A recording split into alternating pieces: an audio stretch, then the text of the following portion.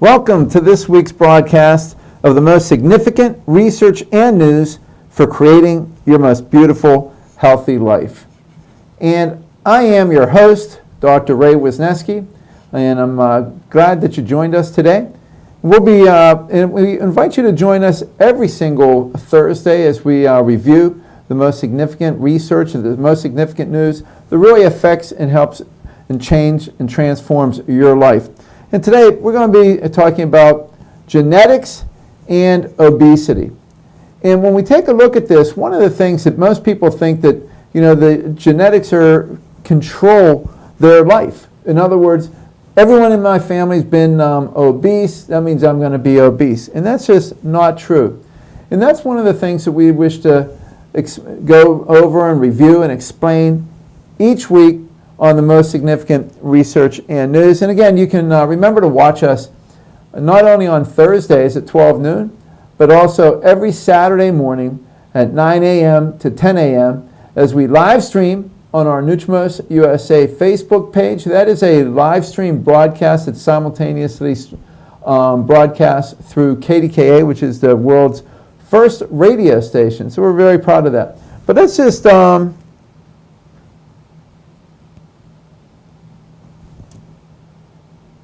take a look at this here. And that was, I want to just go through these.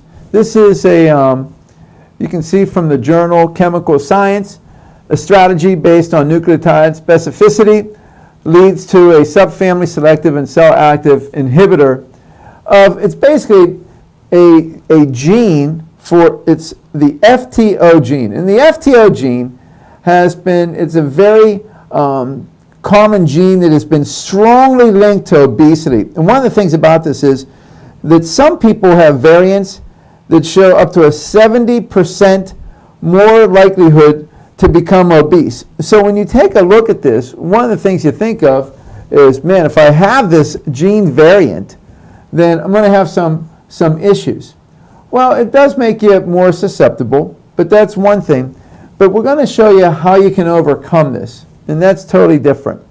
And here we have, this is about the ankyrin B gene. And it's a gene variant called ankyrin B. There's a lot of people that have this. And it could cause people to put on a lot of weight. And what they talk about, it could cause them to put on a lot of weight that's of no fault of their own. And when they did this study, what they showed that this gene variation causes these fat cells to really just bring glucose into the cell much faster than normal, and it allowed it to double its size. And so the professors that did this, they actually called it fault-free obesity. But here's the thing about this. You can take a look at this and think, well, maybe that's my issue. And they've linked this ankyrin B to a number of different conditions, different diseases, including things like diabetes, irregular heartbeat, muscular dystrophy, autism. But there's only 1.3% of Caucasians have this gene, and 8.4% of African Americans have it. So it's not like it's that common. And then this other study, this is the 14-3 zeta. This is a protein that's found in every single cell in the body.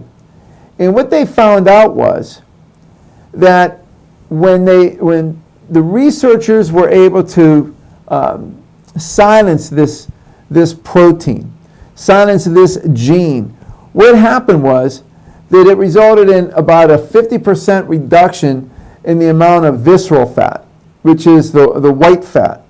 And the thing about this is they found that not only does it controls adipogenesis. In other words, what it does is it controls how your body actually creates new fat cells, but it also controls the growth of the fat cells. So it's making them, so you're having more fat cells, and it's making them larger. And again, this is a really big thing. And here's the thing: when they do this when they do these research studies, here's what they're always looking for: how can we make a drug that can target this protein? How can we, if we can just knock this protein out, that would be just great. But here's the thing about that. And let me just show you this other study here. And that is, this is from the American Journal of Human Genetics.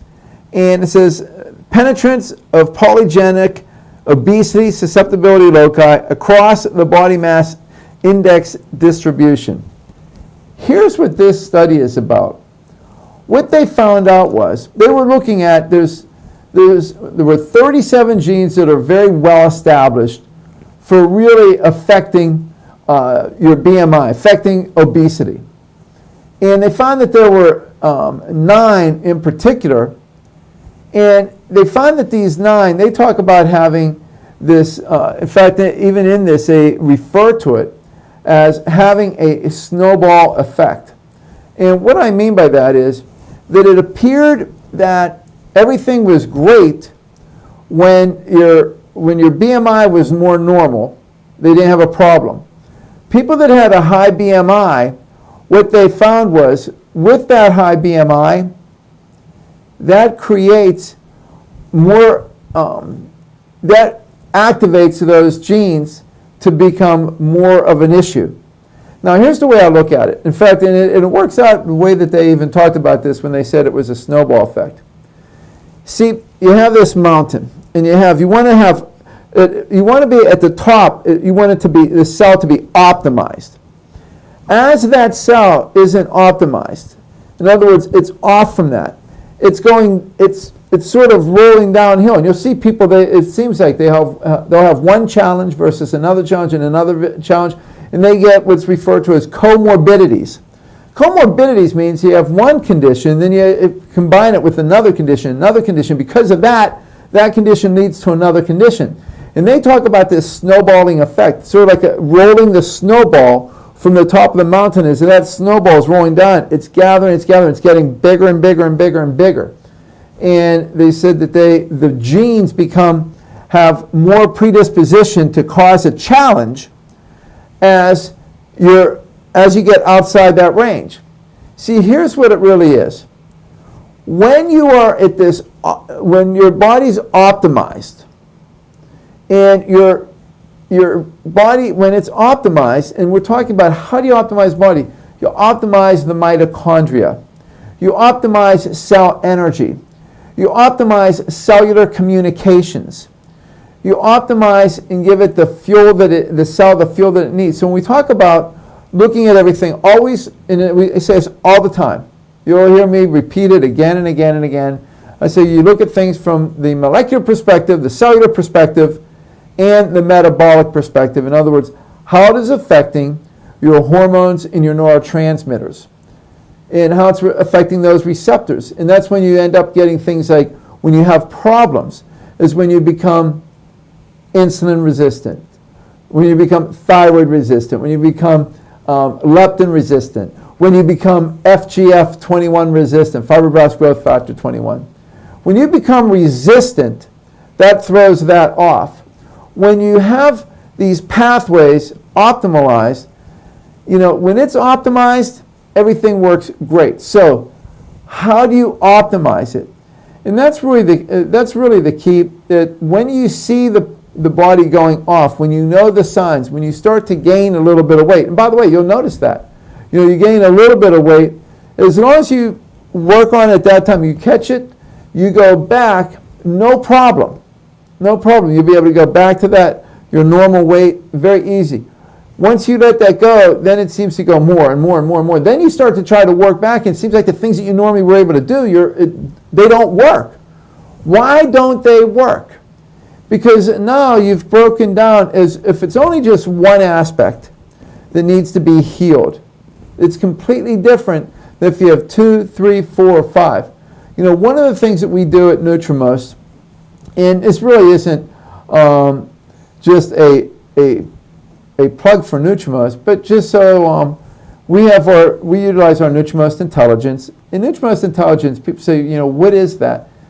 Basically, it's a computerized program that's taking in the information that we know. And it's taking in information that we know sometimes from research, sometimes from clinical studies, and sometimes just from as a clinician, what you've seen over the years. I can tell you, I've been in practice for 35 years, so a lot of it is what I've seen in those 35 years and what's worked and what hasn't worked. And so we know, for instance, there's certain vegetables that will heal colitis and certain ones that make it worse. But everybody has foods that are going to be good for them and bad for them. In the case of, like a broccoli is good for healing the inflammatory response in a colitis, yet it's bad for a hypothyroid. Yet people say, well, if I have colitis, I have to stay away from a lot of these vegetables and the greens and stuff. Well, not broccoli, because there's been studies that have shown that that's not true, that it actually helps heal and soothe that lining, and it actually takes down those particular enzymes involved. That went over those at a previous talk. But what we're doing with, and so what we are doing with this, with NutriMost Intelligence, is being able to take a look at that and say, okay, what is it that will allow us to help to optimize our body? What's going to give us the best chance? See, it's all about optimizing your chances as well, because certain foods are going to help you more, certain foods are going to make it more difficult. It's about working smarter, not harder. But what we're seeing on all these studies, when it comes down to these studies, what's coming up is that you may have the challenge, and that's the whole aspect of epigenetics. And epigenetics means that you can affect the gene, especially with methylation or deacetylation. So there's certain things that can turn good genes on, turn the bad genes off. And so we want to optimize that. And when you're guided through, it's much, much, much, much easier. See, and that's the thing. One of the things, when you start to take a look at the research, a lot of times, particularly genetics, when you're looking at only one thing, it's like a person has a certain symptom. And a symptom, you can have a particular symptom with so many challenges. And if you take a look at that symptom, and you can take a look at it and think that you have the worst condition and the worst disease around, when you really don't. And so those are, when we start to take a look at these things, and that's what it's really about. Finding out, how do you optimize your body, how do you optimize your health, your challenges, and from that point, that's able to change it all. And so when you have some information, this is what NutriMost Intelligence is all about. It's about trying to optimize that information, because epigenetics, your environment affects your genes. Your foods affect your genes. Your foods affect your hormones, your neurotransmitters. When everything is more optimal, you will overcome those challenges. And that's what I wanted to go through with this.